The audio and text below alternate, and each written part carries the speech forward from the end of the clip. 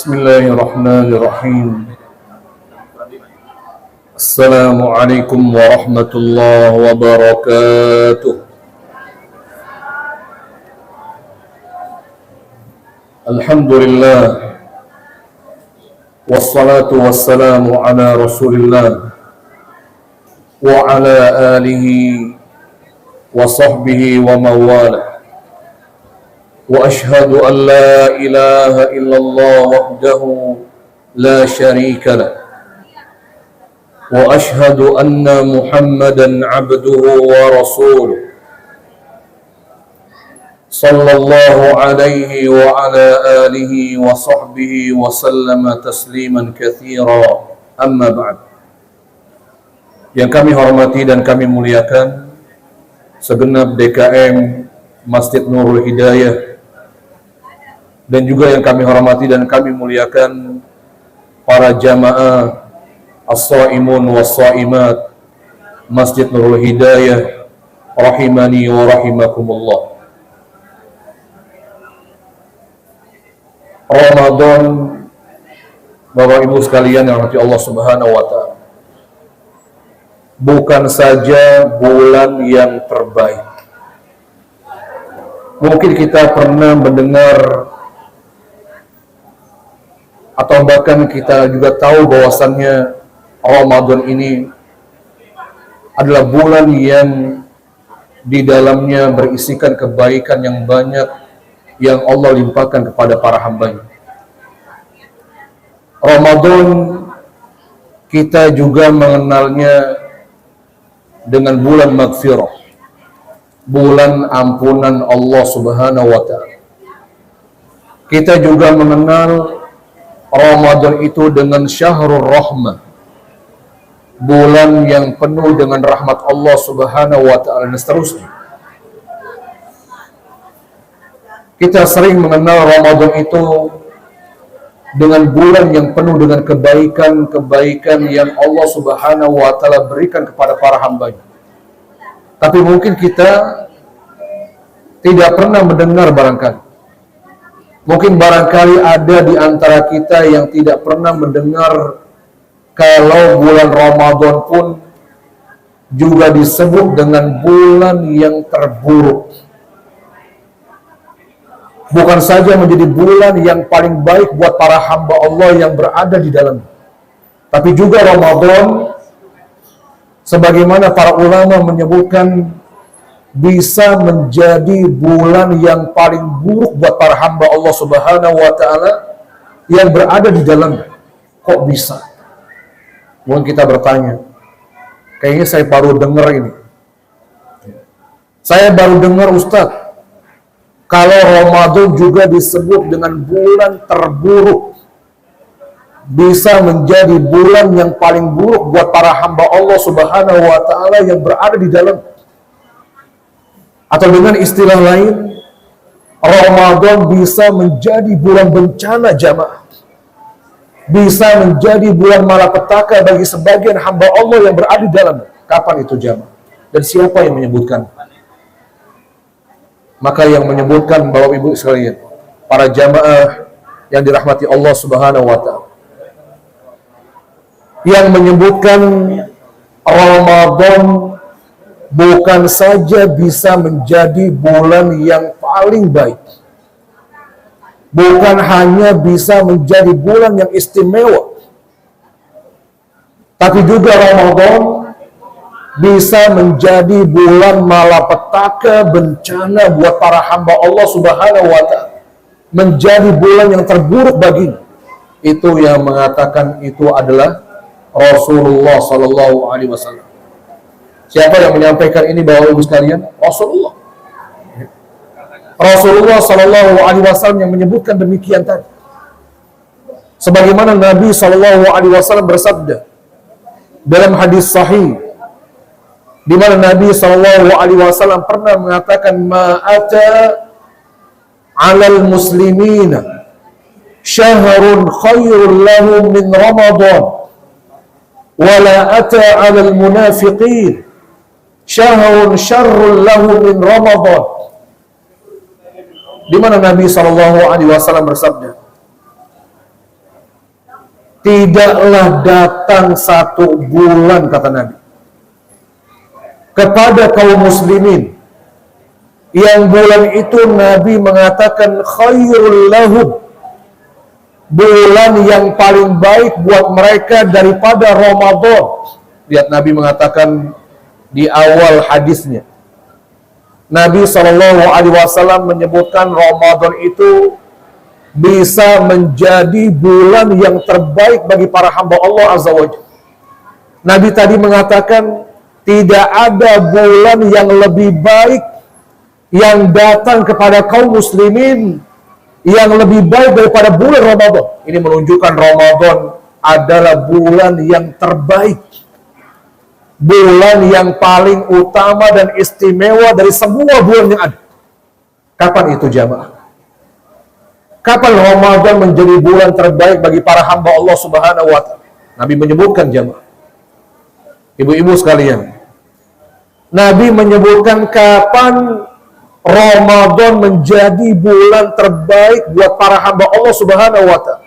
Nabi mengatakan, wa dzalika lima yu'iddul mu'minun fihi minal quwwa lil ibadah. Yang demikian itu, kata Nabi SAW, Ramadan menjadi bulan yang terbaik buat orang-orang yang beriman. Kalau orang-orang yang beriman ketika datangnya Ramadan atau ketika berada di bulan Ramadan, dia menyiapkan segala kekuatannya, segala kemampuan yang dimilikinya untuk memaksimalkan beribadah kepada Allah Azza wa Jalla, untuk betul-betul bersungguh-sungguh beribadah, memperbanyak amal saleh di dalamnya. Maka Ramadan menjadi bulan yang paling baik bagi. Ramadan betul-betul menjadi bulan yang istimewa bagi. Bulan yang betul-betul mendatangkan dan membawa banyak kebaikan dan keberkahan dari Allah Subhanahu wa Ta'ala. Lalu kapan Ramadan juga disebutkan oleh Nabi bisa menjadi bulan bencana?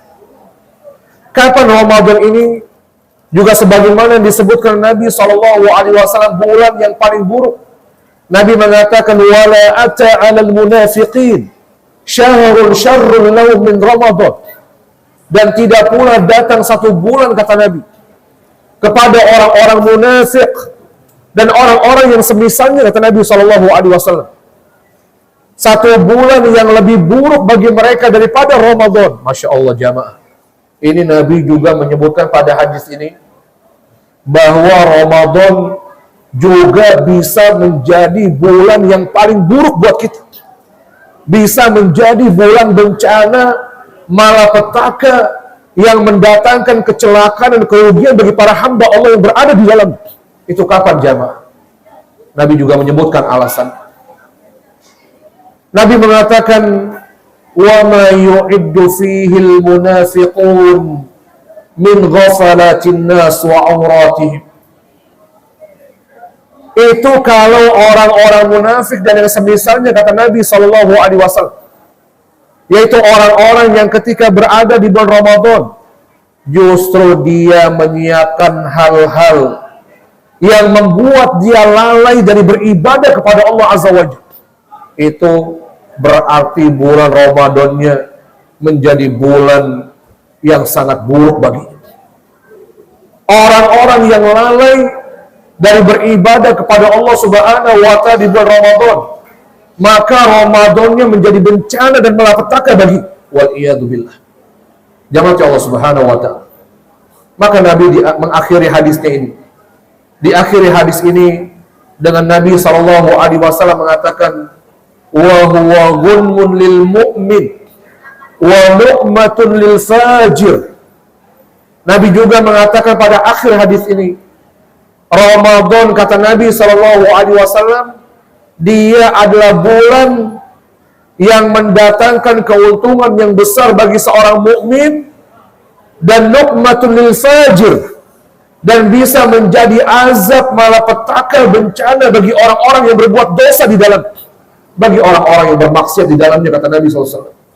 Jawab Allah Subhanahu wa Ta'ala. Juga sebagaimana Nabi SAW menyebutkan pada hadis yang lain, yang menunjukkan dalil bahwa Ramadan bukan saja bulan yang membawa keberuntungan. Ramadan bukan saja bulan yang membawa banyak kebaikan buat para hamba Allah yang berada di dalam. Tapi juga Ramadan, kata Nabi, bulan yang bisa membawa kerugian yang besar. Bulan yang bisa membuat para hamba Allah menjadi orang-orang yang merugi dan celaka di dalam. Maka Nabi SAW menyebutkan dalam hadis sahih, diriwayatkan oleh Imam At-Tirmidzi hadis ini. Nabi SAW mengatakan, jamaah, radhima anfu mri'in dakhala alaihi Ramadan thumma salakh qabla an yughfara lahu. Rawahu Tirmidzi wa sahahu Albani. Nabi SAW bersabda yang artinya, para ibu-ibu dan bapak-bapak sekalian, jamaah Masjid Hidayah, Nurul Hidayah yang dimuliakan Allah Subhanahu wa taala.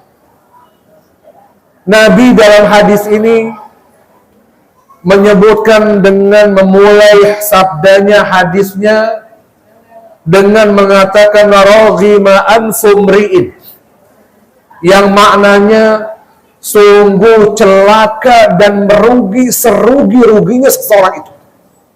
Nabi mengatakan apa, Bapak Ibu sekalian?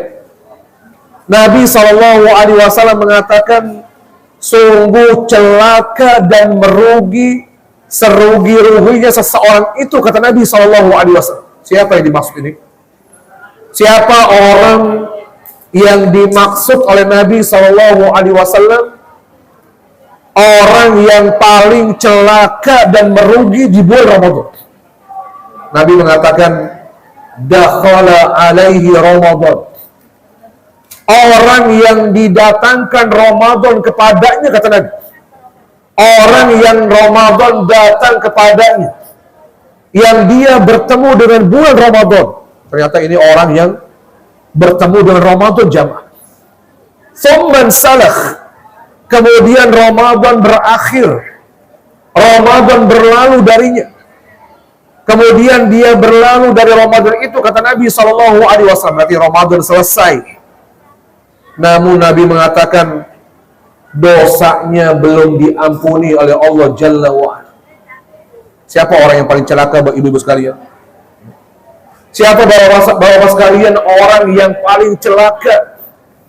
Orang yang, kata Nabi, yang bertemu dengan bulan Ramadan, kemudian Ramadan selesai, kemudian dia keluar dari bulan Ramadan, tapi dosa-dosanya tidak diampuni oleh Allah Jalla wa'ala.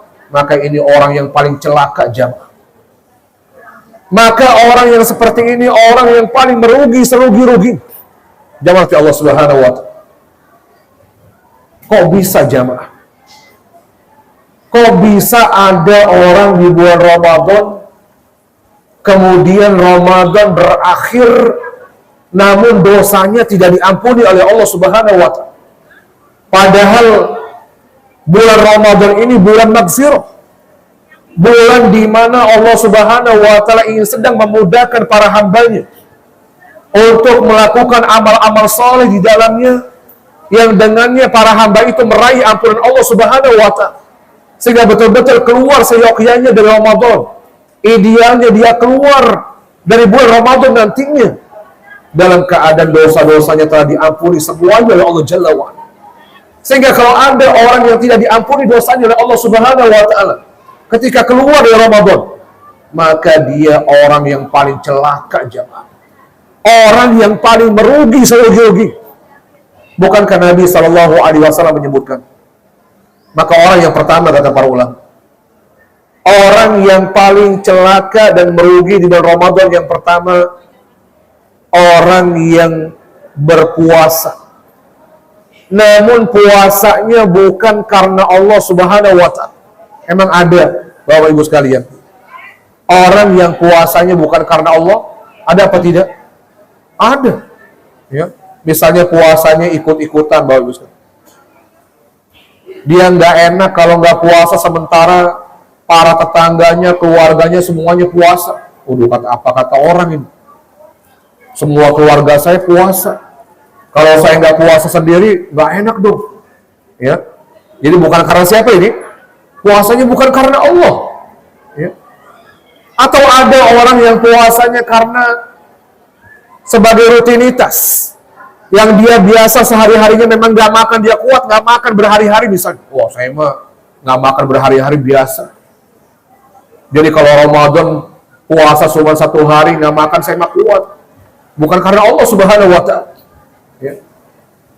Maka orang yang juga berpuasa di bulan Ramadan, tapi puasanya bukan karena iman, puasanya bukan karena dia yakin ini perintah Allah Subhanahu Wa Taala, dan bukan karena ihtisab, bukan karena mengharapkan pahala dan balasan dari Allah Subhanahu Wa Taala, maka puasa yang seperti ini puasa yang tidak akan pernah mendapatkan ampunan dosa dari Allah Subhanahu Wa Taala.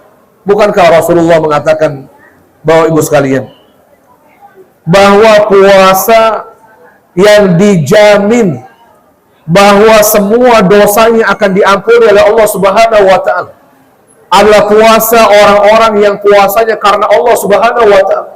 Sebagaimana Nabi menyebutkan pada hadis yang kita menghafalnya ini. Pada hadis yang kita sering mendengarnya bahkan dari awal Ramadan, kita sering mendengar hadis ini. Apa kata Nabi Shallallahu Alaihi Wasallam? Nabi mengatakan, man shoma Ramadan imanan wa ihtisab ghufira lahu ma taqaddama min dhanbi. Nabi Shallallahu Alaihi Wasallam mengatakan dalam hadis sahih riwayat Al-Imam Al-Bukhari wa Muslim, Nabi Shallallahu Alaihi Wasallam mengatakan, barang siapa yang berpuasa, ini bukan orang yang nggak puasa itu. Kalau orang yang puasa jelas bukan hitungannya. Ini Nabi mengatakan barang siapa yang berpuasa, kata Nabi Shallallahu Alaihi Wasallam, karena iman, karena semata-mata dia meyakini bahwa puasa itu perintah Allah Subhanahu Wa Taala, dia melaksanakannya karena perintah Allah Subhanahu Wa Taala, wahtisab, dan semata-mata karena mengharapkan balasan dari Allah Subhanahu Wa Taala, bukan karena dunia dia berpuasa, bukan karena orang lain, bukan karena nggak enak dengan manusia lain. Maka apa jaminannya, kata Nabi Shallallahu Alaihi Wasallam?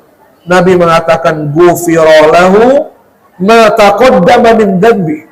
Maka niscaya, kata Nabi Shallallahu Alaihi Wasallam, semua dosanya yang telah berlalu akan digugurkan, diampuni oleh Allah Subhanahu Wa Taala. Masya Allah jamaah. Berarti rugi kalau ada orang yang puasanya bukan karena Allah Subhanahu Wa Taala. Kemudian yang kedua, orang yang celaka dan merugi di bulan Ramadan, yaitu orang yang dengan gampangnya, dengan bermudah-mudah meninggalkan qiyamul lail di bulan Ramadan. Bagus sekali rahmati Allah Subhanahu Wa Taala. Qiyamul lail di bulan Ramadan itu namanya apa, bagus sekali? Tarawih. Maka orang yang paling celaka dan merugi di bulan Ramadan, orang yang dengan mudah-mudahnya meninggalkan sholat tarawih di bulan Ramadan. Padahal sholat tarawih ini, melakukan sholat malam di bulan Ramadan ini sedang dimudahkan oleh Allah Azza wa Jalla. Allah mensyariatkan, memerintahkan kita melakukan qiyamul lail, sholat tarawih di Ramadan ini dengan berjamaah. Bahkan dikerjakan di awal malam, Masya Allah. Ini mudah Bapak Ibu sekalian. Mana yang lebih sulit? Kita sholat malam itu sendiri-sendiri dengan berjamaah. Ya. Kalau sendiri-sendiri nih Pak, Ibu-ibu sekalian, kita tidur dulu, Pak. Habis Isya kita tidur dulu. Udah gitu, kita pasang alarm. Udah bunyi tengah malam, kita matiin tuh alarm. Berat. Waduh, masih ngantuk. Ganggu aja nih alarm nih. Orang lagi masih ngantuk, ya bisa gitu ya. Masya Allah itu. Ya. Padahal dia sendiri yang nyetel tuh.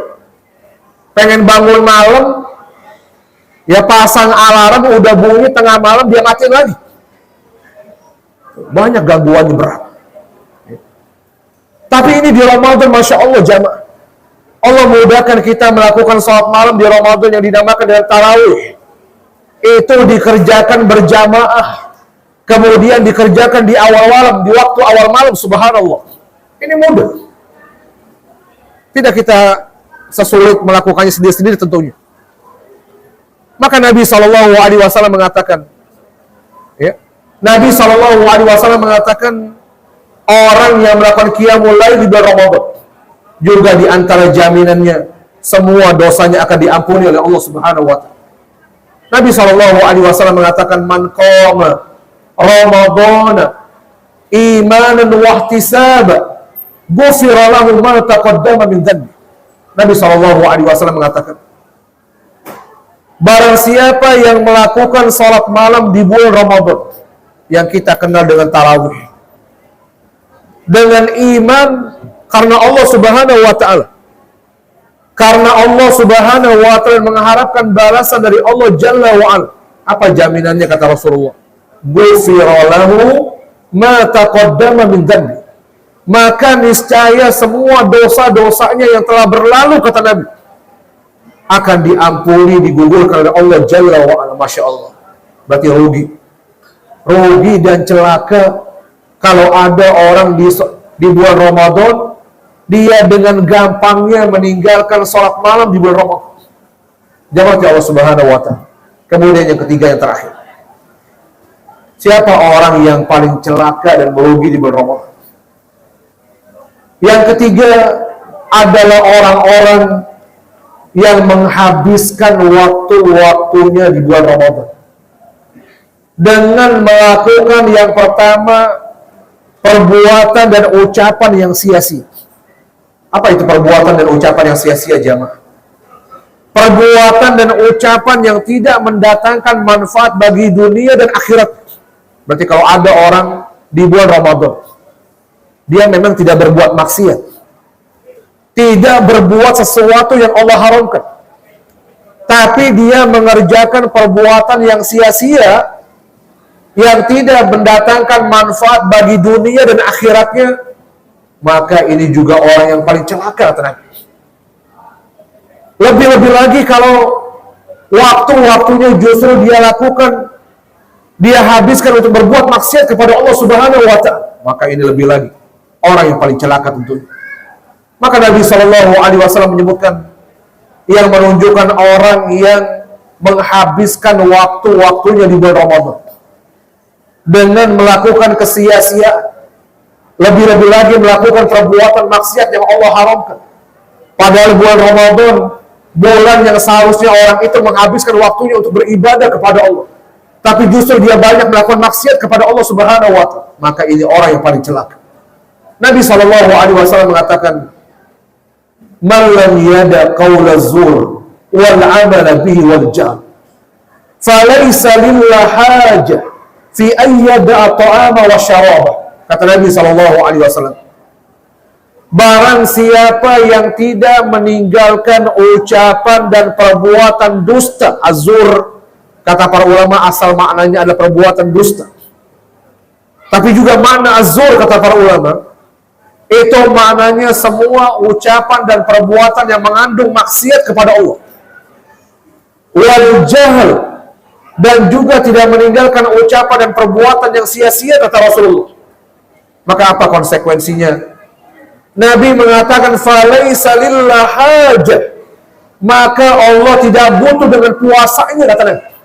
Allah nggak butuh dengan puasanya yang hanya meninggalkan makan dan minum saja, kata Nabi SAW. Jamaah, ini menunjukkan puasa itu bukan hanya sekedar meninggalkan makan dan minum, tapi puasa yang akan diterima oleh Allah Subhanahu wa taala, puasa yang akan membuahkan ampunan Allah Subhanahu wa taala, sehingga orang itu keluar dari bulan Ramadan betul-betul semua dosanya telah diampuni oleh Allah Jalla wa Ala. Itu puasa bagi orang-orang yang meninggalkan maksiat kepada Allah Subhanahu wa taala pada saat dia berpuasa. Karena ada orang yang berpuasa, ada orang yang tidak makan dan minum dari sejak terbitnya fajar sampai terbenamnya matahari, tapi dia juga rajin bermaksiat kepada Allah Subhanahu wa taala. Ada orang puasa, ghibahnya jalan, gosipnya jalan, tiap hari, tiap berpuasa dia marah-marah, caci maki orang, menipu orang juga ketika berbisnis, dan seterusnya. Ada orang di bulan Ramadan, jamaah, ada orang yang sedang berpuasa di Ramadan, tapi dia juga rajin bermaksiat kepada Allah Subhanahu wa Ta'ala, rajin melakukan perbuatan yang sia-sia, habis waktunya dengan medsos, habis waktunya dilalaikan dengan handphonenya daripada membaca Al-Quran misalnya. Maka orang seperti ini ada orang yang paling celaka, jamaah. Jamaah Allah Subhanahu wa Ta'ala, mumpung kita masih berada di bulan Ramadan, kita sedang berada di akhir Ramadan, jamaah, maka tentunya hari-hari terakhir kita di Ramadan ini kesempatan yang mahal untuk kita memperbaiki, mengejar kekurangan-kekurangan kita, untuk kita menyempurnakan amal-amal soleh kita yang jauh dari kata sempurna tentunya, yang barangkali dari sejak awal sampai pertengahan Ramadan kita masih banyak dilalaikan dengan dunia kita. Kita masih sedikit ibadahnya kepada Allah Subhanahu wa Ta'ala. Maka akhir Ramadan ini adalah kesempatan yang berharga, jamaah, untuk kita memperbaiki, mengejar, bersemangat memperbanyak amal soleh di dalam, bertobat kepada Allah sebanyak-banyak, yang minta ampun kepada Allah Subhanahu wa Ta'ala. Bukankah hari-hari yang terakhir itu adalah penentu amal kita akan diterima atau tidaknya? Bukankah penghujung dan penutup amal itu adalah penentu seluruh amal kita sebelum? Sebagaimana Nabi SAW mengatakan, innamal a'mal bil khawatim. Sesungguhnya amal-amal itu, kata Nabi SAW, penentunya apakah amal itu akan diterima atau ditolak oleh Allah Azza wa Jalla. Apakah amal-amal kita yang selama ini kita kerjakan akan diberikan ganjaran atau justru tidak mendapatkan apa-apa dari Allah Subhanahu wa Ta'ala. Itu Nabi mengatakan bil khawatim, kata Nabi. Penentunya adalah sebagaimana penghujungnya, kata Nabi SAW.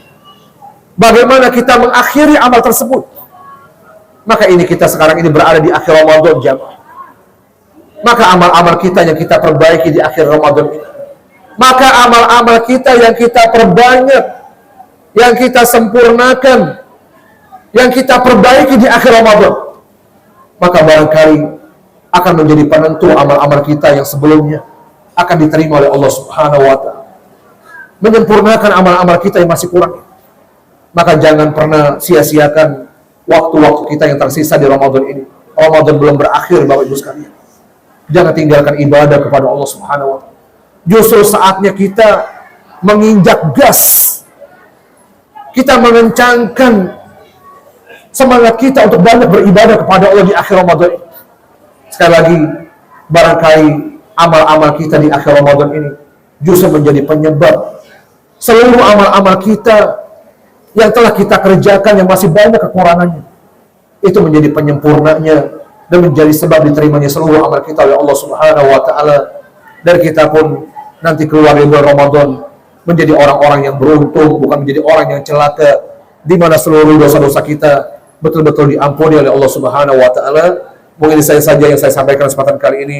Mari kita tutup dengan doa kafarah majlis. Subhanakallahumma wa bihamdika, asyhadu an la ilaha illa anta, astaghfiruka wa atubu ilaik.